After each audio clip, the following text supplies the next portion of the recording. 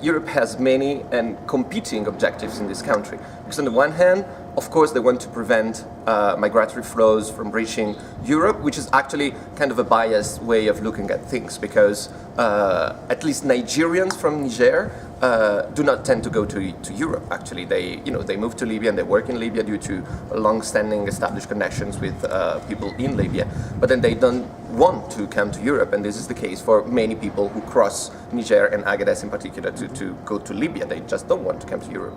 And but still, Europe is trying. I mean, the European Union is trying to prevent mobility in all senses across the country. But on the other hand, Europe is very much interested in preserving the stability of the country, because it must be said that Niger has proved to be a very strong ally of the European Union in the fight against, regional instability and terrorism. They are fighting terrorism in Mali, they are fighting terrorism in Nigeria, they are facing a civil war in Libya. So, it's a sort of island of relative stability in the whole region, which has very much supported the attempts of the European Union to preserve some sort of, modicum of stability in the whole region, to the extent that the country has become the pivot of the security of many NATO countries' attempts to preserve security in the region and in Africa in general. But the point is that the very preservation of the regime and of the stability of the country and of the stability of the region is very much linked to the perpetuation of this regime, which in turn is linked to the perpetuation of trafficking. So the two objectives are clearly, they can't stand together. And the result of this is that the European Union is basically condoning many practices that serve neither, including the overall corruption of the regime. The European Union itself should not be seen, in my opinion, as a unitary actor, but as something that is very much crossed by different, tensions, priorities, imperatives, etc. So for some countries, the regional preservation of stability, including in particular preventing the flow of weapons from Libya across Niger or to Mali, etc., is the key strategic objective. Namely for France. For other countries, and most likely for Southern European countries, Italy in particular, but others as well, the discontinuation of human smuggling across Niger is the key objective. And it's part of a negotiation.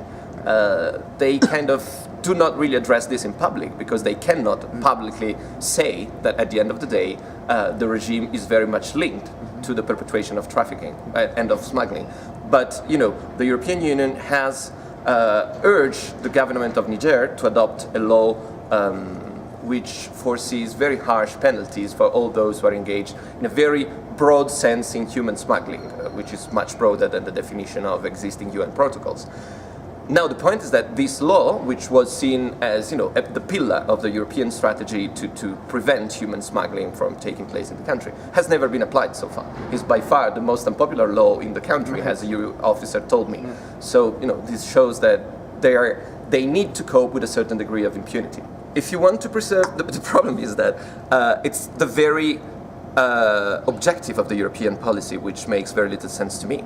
Because if you want to preserve the stability of the country, given that the country cannot provide jobs to, absorb the huge demographic boom and therefore absorb the youth, migration represents probably the best opportunity they have, apart from engaging in fighting or crime. This is what many people told me, right? We hit the road in order not to take weapons. On a pris la route au lieu de prendre les armes. So if you want to preserve stability, you need to let people come, at least migrate, if not come to Europe. On the other hand, if you want to promote the development of the country, probably one of the best working strategies so far seen is the remittances of migrants themselves, much more than development programs.